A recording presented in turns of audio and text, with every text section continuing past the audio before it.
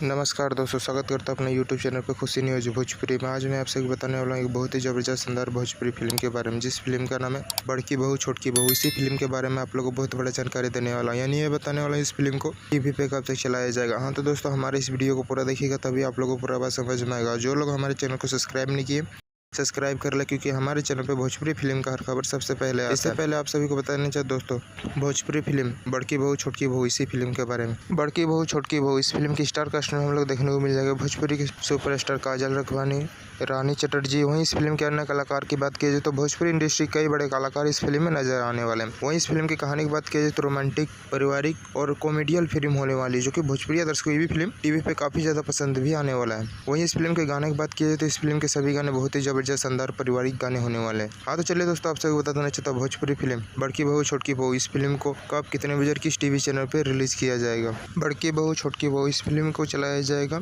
25 तारीख को शाम 6 बजे और 26 तारीख को सुबह 10 बजे भोजपुरी सिनेमा टीवी पे।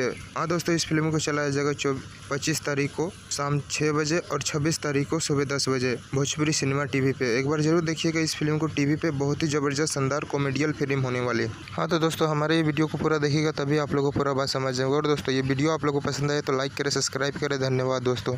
वर्ल्ड टेलीविजन प्रीमियर में देखिए बड़की बहू छोटकी बहू 25 मई शनिवार शाम 6 बजे भोजपुरी सिनेमा पर।